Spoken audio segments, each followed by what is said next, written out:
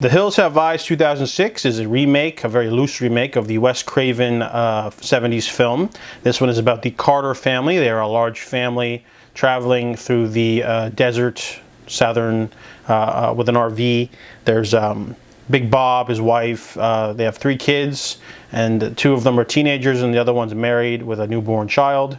The movie is really slow. My friend really wanted me to watch it, so we watched it. I'm not really into horror remakes usually, but you know, I heard this one was very violent. It starts off with a pretty big scene of violence, but then we don't get much throughout the film. And I think the biggest thing I didn't like about this movie is that a lot of the character choices were really dumb and cliche.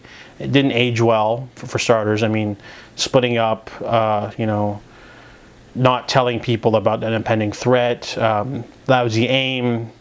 For example, Big Bob, played by Ted Levine, he is the patriarch of the family. He goes backwards to go to a gas station, and the first thing he does is panic and starts shooting at nothing, and then get taken out by the mutant leader. And the movie is really slow. I mean, nothing really happens for the first hour or so, and then the violence finally hits in. But a lot of the violence could have been avoided with the teenage son, because a lot of stuff happens to him that he just doesn't tell the others until it's too late, and his family gets like absolutely wrecked and decimated because of his lack of sharing information, which doesn't make any sense too. Like, the gore and violence is really intense. There's a lot of really violent set pieces that's really fun. But the story's just not there, and neither is the character development. You have all these cool, interesting mutants, but you only get to see them for a little bit. And there's some horror scenes here and there that were effective, like waking up in an icebox. But I feel the movie has a really great aesthetic. Like the mutants, they live in a sort of old ramshackle nuclear blast site. So like all of those buildings that are supposed to be annihilated by nuclear blasts are still standing. So they live in those places, and they take victims.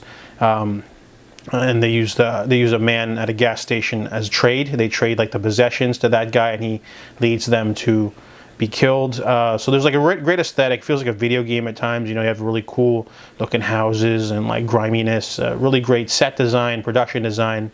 Really poor character development. Lots of violent gore, but you know, some of it's like cathartic, some of it's not. Some of it's realistic, some of it's not. But overall, you know, decent cast. You know, only Ted Levine and Emily Raven are kind of noticeable. Everyone else is kind of just there. So the movie does have its violence.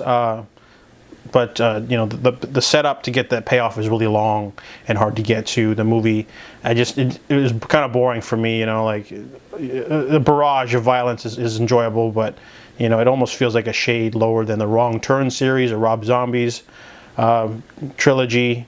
So overall, the Hills Have Eyes remake isn't, you know, a triumph, and I give it a 3 out of 10.